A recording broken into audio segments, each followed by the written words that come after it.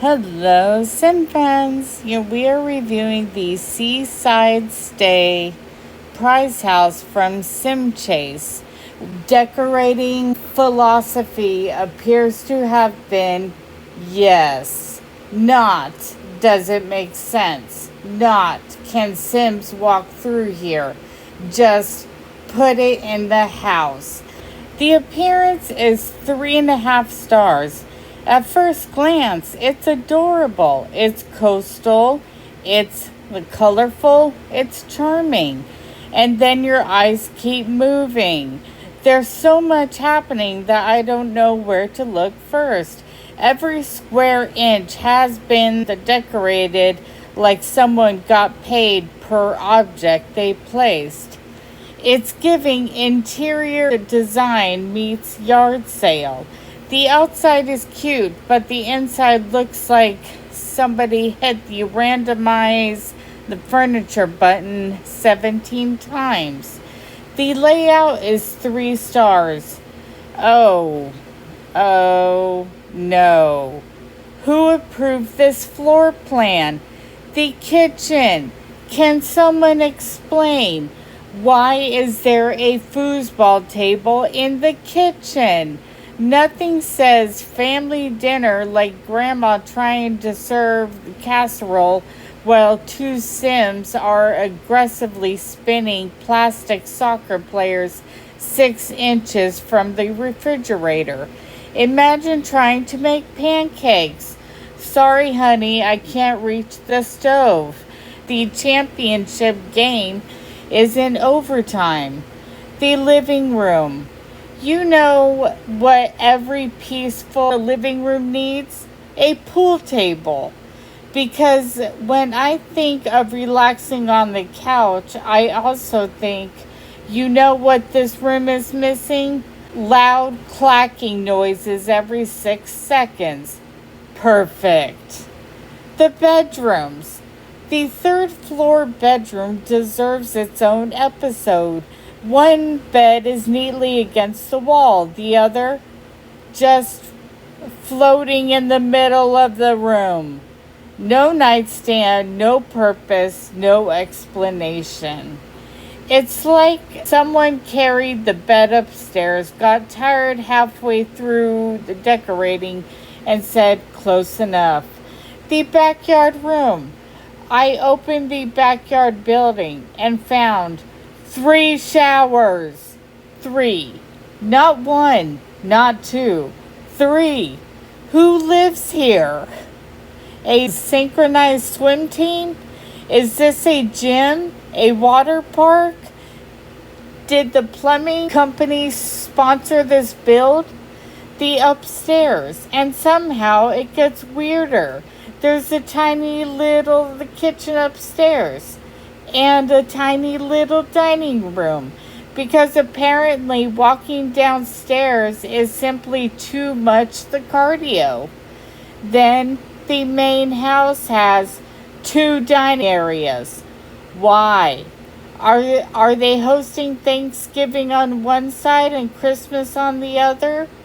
Is there a dining room for people you like and another for people who showed up uninvited? The overall layout. The rooms themselves are somewhat tiny, but somehow packed with enough furniture to stock an IKEA. There is stuff everywhere. Random shelves, random the decorations, random furniture, random everything. This is not interior design. This is controlled chaos. The inventory is 4 stars. Now this is where the house starts redeeming itself. The inventory is actually pretty solid. You get sea view sofas, the white cabin, the dining table, the sea view bed, bay windows, outdoor lounge chairs, foosball table, pool table, supply shelf, the pan-gender sofa, the greenhouse, the mod pastel bar fridge, soft refined pantry, the blue stove, sorority bed, showers, and plenty of other useful items. So while the house itself may be questioning the reality, the inventory definitely isn't. The first copy is free from SimChase. Every additional copy costs just over 5 million simoleons.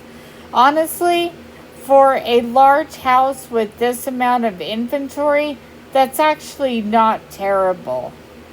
Even if you're buying it strictly to bulldoze it 5 minutes later. Alrighty, so I wanted to keep the coastal vibe, so I went with lots of blues, greens, and whites. Basically, Pinterest beach house instead of furniture store clearance event. So in the 2 skinny rooms, I have birds and also the waste baskets. The overall structure stays mostly the same, except those backyard rooms. I made them larger and got rid of that weird skinny room downstairs because hallways should not have their own zip code. I moved the living room to the back of the house where it actually feels like a living room. Imagine that. The living room became the dining room. You know, where dining rooms usually go. Revolutionary concept. The kitchen is now an actual kitchen. No foosball the championships, just cooking. I also added green the countertops to keep that coastal feel. And right beside the dining room, there's a nice little bar area because that makes sense. The garage is finally a garage. I know, groundbreaking. Cars everywhere are applauding. And next to the living room, I added an office because sometimes Sims need somewhere to ignore emails. Outside, we've got the pool, a hot tub, and a backyard building that got a complete makeover. Downstairs is now a grilling area. Upstairs became an art studio. Do you notice what's missing? 3 showers. You're welcome. The second floor now has 3 bedrooms, 1 bathroom, a laundry room. You know, normal human things.